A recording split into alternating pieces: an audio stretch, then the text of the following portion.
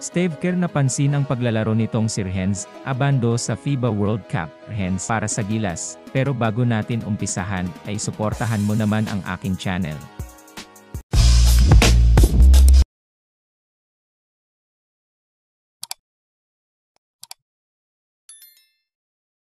Maraming ang basketball expert ang nakapansin sa paglalaro nitong Sirhens Abando para sa ating national team, na Gilas Pilipinas. Ang laki nga ng pagkadismaya nila, bakit hindi ito maibabad sa bawat game, kahit napakahusay nito. Kayang-kaya nga daw nitong pakipagsabayan, lalo na sa mga NBA player na naglalaro ngayon sa FIBA World Cup. Napakaganda nga daw ng depensa nito sa game, at napakaligsi daw nito. Bihira nga lang daw ang ganitong kasipag na player.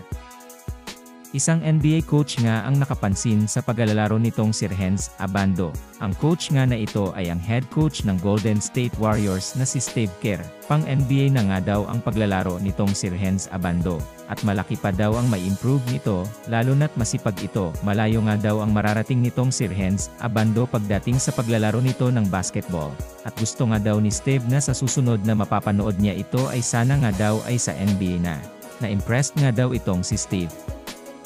Napakaganda nga ng pinakita nitong Sirhens Abando kahit napakalimitado ng kanyang playing time sa ating national team, na Gilas Pilipinas. Maraming ngang nagsasabi na mali ang paggamit dito kay Sirhens Abando at hindi ito pinagkakatiwalaan. Malaking potensyal nga daw ang nakikita ng mga eksperto sa basketball dito kay Sirhens Abando. Dahil kahit napakabata pa nito ay grabe na ito sa larangan ng basketball, malaki nga daw ang chance nito na makapasok sa NBA.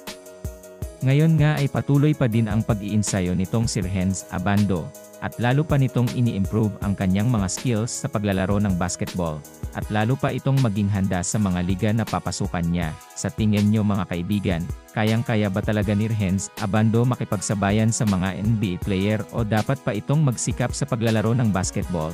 Ano sa palagay nyo? Paki-comment naman ang inyong opinyon. Sana nga ay magtagumpay itong si Kabayan Kai Sotto na masungkit ang kanyang matagal na niyang pangarap na maging isang NBA player. Patuloy nga nating siyang suportahan sa kanyang mga paparako ng bansa. Maraming salamat sa panonood ng aking video. Kung nagustuhan mo ang aking video, ay huwag kakalimutang notification button upang updated ka sa aking mga video.